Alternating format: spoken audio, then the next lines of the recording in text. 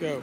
Hi, Cory along with Neil Rudel. And Neil, one thing that sometimes sports broadcasters and people say, this was an incredible game, this was an enormous situation, and it's always superlatives.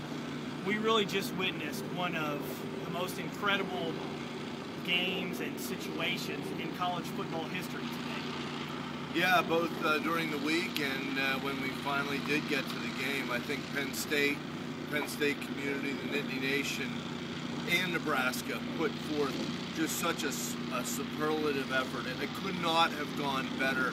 In terms of how everybody responded to a crisis situation. I think everybody here was proud to be here. An historic day, and really the thing that I'll remember about this for the rest of my life was the pregame ceremony. I mean, really, I will tell you, I will flat out admit, I had tears in my eyes watching the players for both teams, and about 200 former Penn State players walk to midfield and have a prayer together. I mean, this has been a terrible week here and for the university with this sex scandal involving Jerry Sandusky. But that moment, Neil, I thought that was the moment that people will take out of this day. You know, absolutely. And, you know, when you look back at some of the moments in Penn State history after the Virginia Tech shootings and the display of support here, Penn State has always been a leader.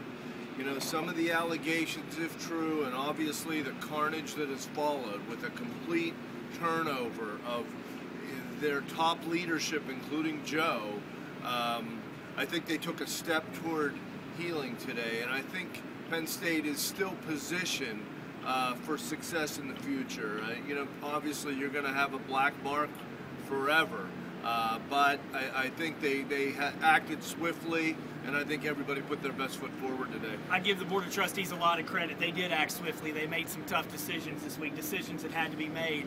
I've tried to tell people that this scandal is not over. We're going to see some more black eyes. I do agree with you over the long term, Penn State football will survive this, but we're not out of the woods yet. This thing's going to continue for a while if we find out more and more people knew about these allegations about Jerry Sandusky. But the first game without Joe Paterno on the Penn State coaching staff since 1949, I mean, wrap your mind around that. How many people watching this were alive the last time Joe Paterno was not on the Penn State coaching staff? Yeah, and what it must have been like for him. I mean, you think about it, he's a high school senior in 1944.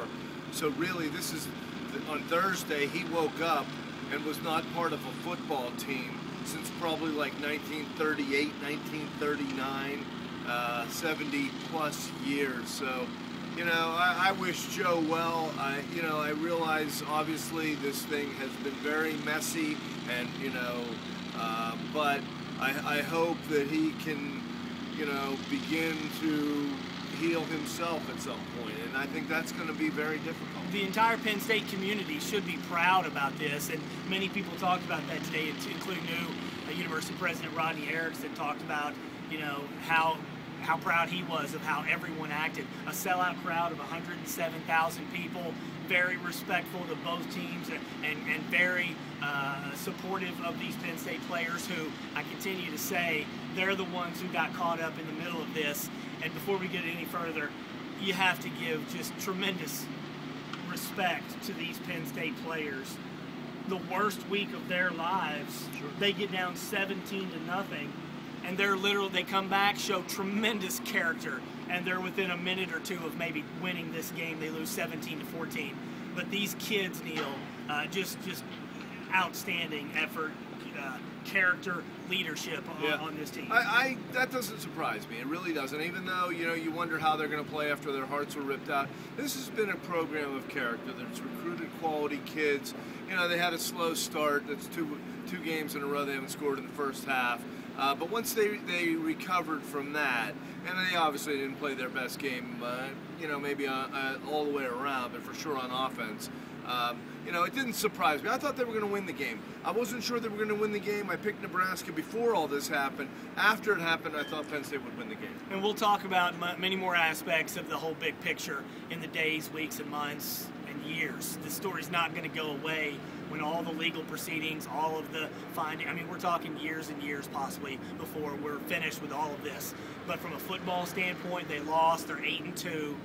They need to win the next 2 games probably to get to the Big Ten championship game, and that means going to Wisconsin and winning. I think they can beat Ohio State. I don't think they can beat Wisconsin. I just don't. That Wisconsin team. That's going to be tough. That's going to be tough. But hey, you got to. They don't need. Yeah. They need to beat Ohio State in order. As it stands now, unless Right. Wisconsin gets upset. Right. So hey, they're 8-2. They may finish 8-4, maybe 9-3.